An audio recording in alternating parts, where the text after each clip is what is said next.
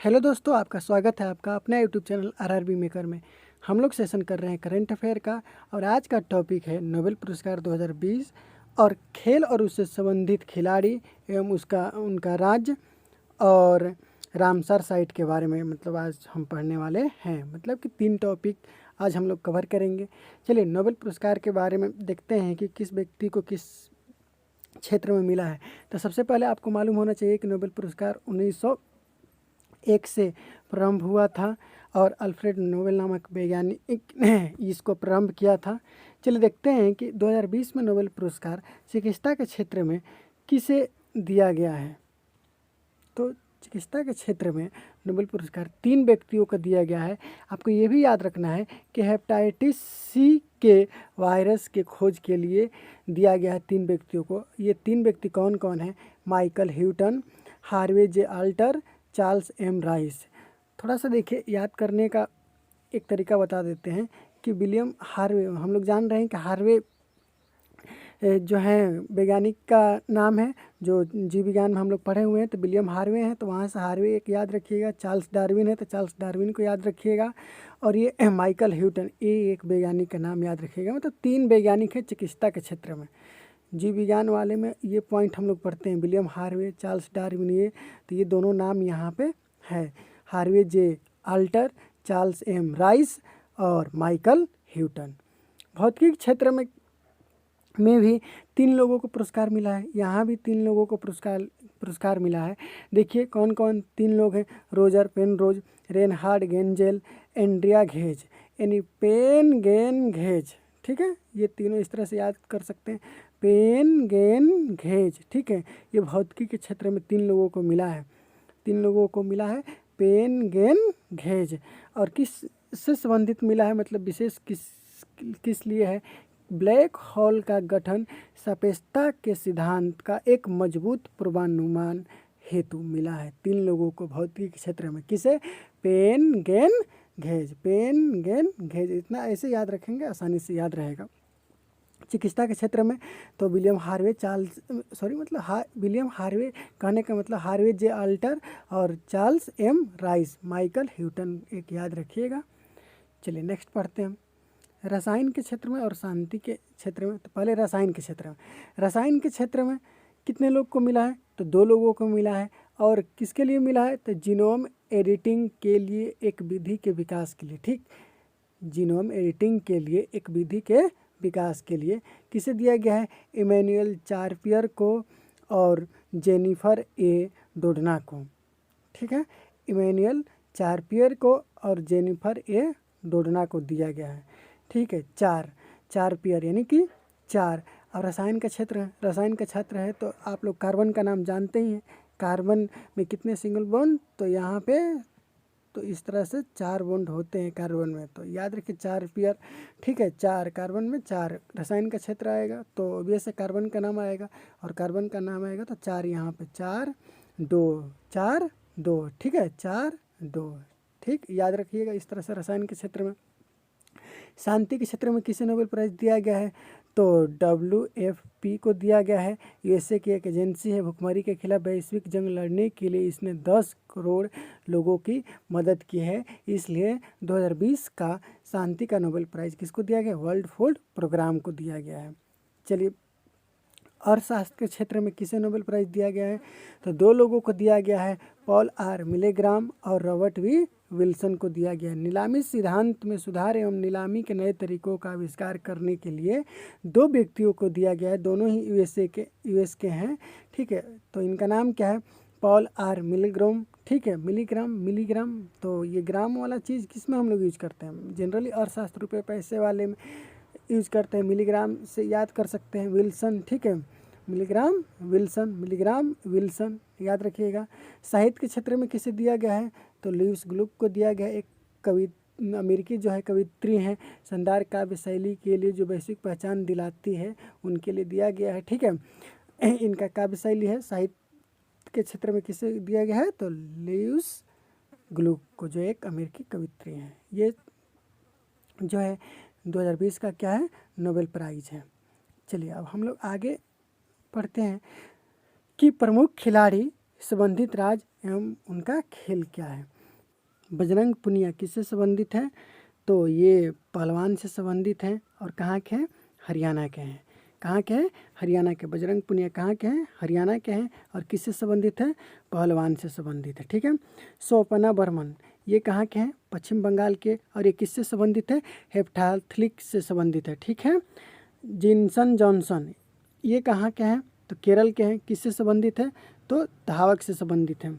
दूती चंद ये किससे संबंधित है, तो ये भी एक धावक हैं और कहाँ से संबंधित है, तो उड़ीसा से। याद रखिएगा दूती चंद। ठीक है, याद रखिएगा दूती चंद, ये याद रखना है। दूती चंद किससे संबंधित है, तो धावक से और कहाँ के हैं, उड़ीसा के हैं। सुशील कुमार ये कहाँ के हैं, तो ये दिल्ली के हैं और क्या हैं, पहलवान हैं। ठीक है।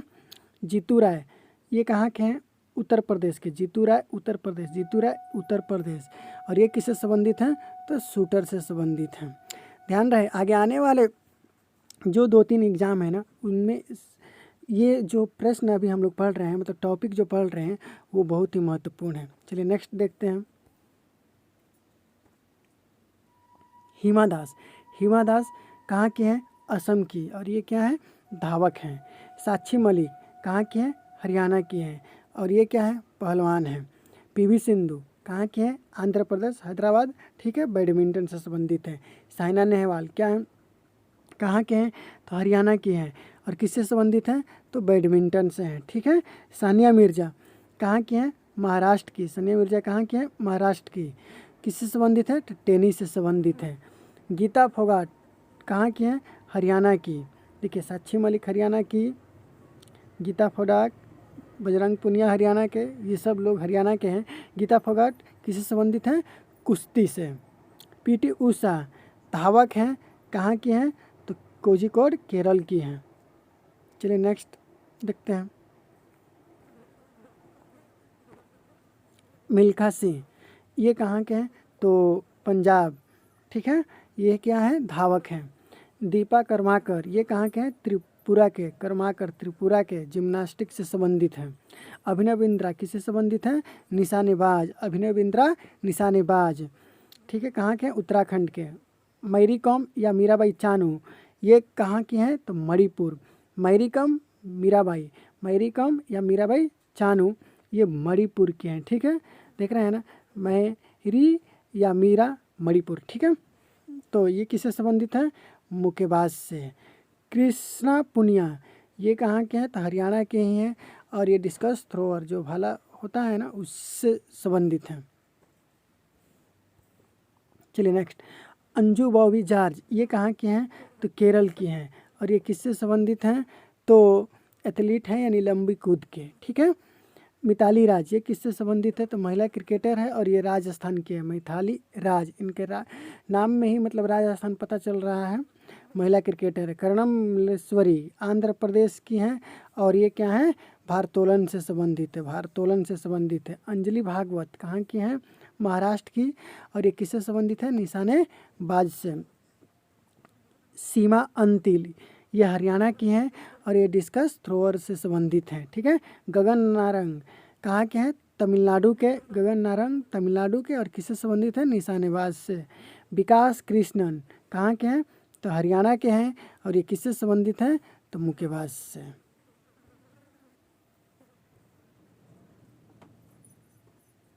चलिए, मणिका बात्रा कहाँ के हैं, तो दिल्ली के हैं और ये किससे संबंधित है, टेबल टेनिस से। मणिका बात्रा किससे संबंधित है, ये भी एसआई में मतलब प्रश्न पूछा गया है हाल ही में।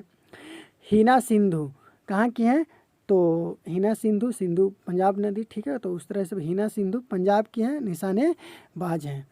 मनु भाकर हरियाणा की है और ये क्या है, निशानेबाज हैं।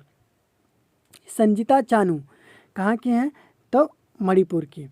अभी मणिपुर के मीराबाई चानू मैरी कॉम हैं, ये मीराबाई चानू थी, ये संजीता चानू है, मणिपुर के हैं, भारोत्तोलन से संबंधित हैं। सुश्री दीपा मलिक हरियाणा की हैं और पैरा एथलेटिक्स हैं। ठीक है, दीपा मलिक पैरा एथलेटिक्स। श्रेयसी सिंह कहाँ के हैं, तो ये श्रेयसी सिंह बिहार की हैं और किससे संबंधित हैं, निशानेबाज से। विनेश फोगोट किससे संबंधित हैं, तो कुश्ती से। गीता फोगोट भी और विनेश फोगट भी।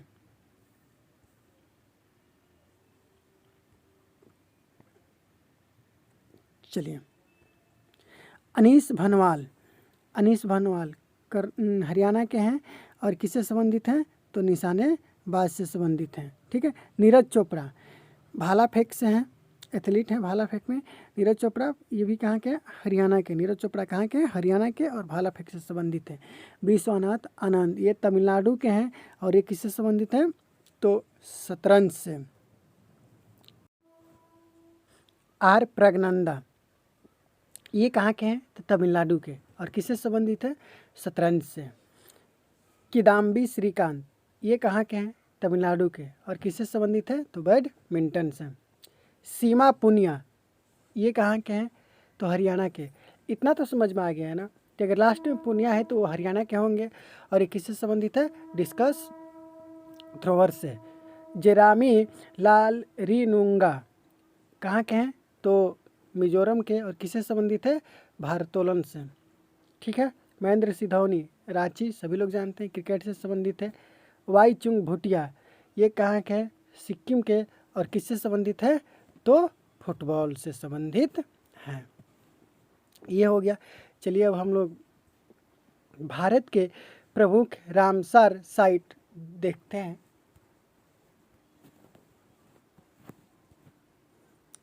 तो तसोकर झील कहाँ है, तो लद्दाख में। सुर सरोवर यानी कीथम झील कहाँ है, तो आगरा उत्तर प्रदेश। लोनार झील ये बुलढाना कहाँ है, महाराष्ट्र में। ठीक है।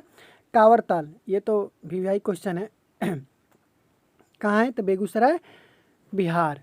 आसन संरक्षण रिजर्व उत्तराखंड। नांगल वन्यजीव अभयारण्य कहाँ है, तो सतलज नदी के क्षेत्र में पंजाब।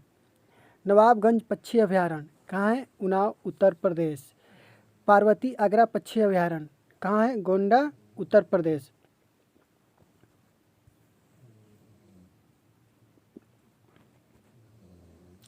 समान पक्षी अभयारण्य मैनपुरी उत्तर प्रदेश में है। ठीक है। समसपुर पक्षी अभयारण्य रायबरेली बरेली उत्तर प्रदेश। सैंडी पक्षी अभयारण्य हरदोई उत्तर प्रदेश। सरसई नावर झील इटावा उत्तर प्रदेश। नंदूर मधेश्वर पक्षी अभयारण्य नासिक महाराष्ट्र। केशवपुरा मियाँ समुदाय आरक्षित गुरदासपुर पंजाब है। ठीक है। ब्यास संरक्षण रिजर्व ये भी पंजाब में। चलिए कुछ महत्वपूर्ण पॉइंट देख लेते हैं।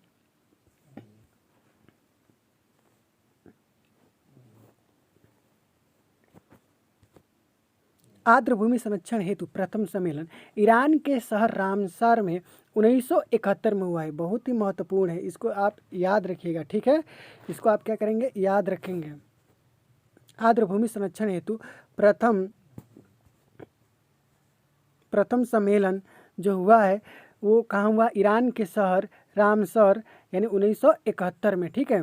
प्रथम सम्मेलन आर्द्रभूमि से कब हुआ, 1971। रामसर कन्वेंशन ने काम करना शुरू किया 21 दिसंबर 1975।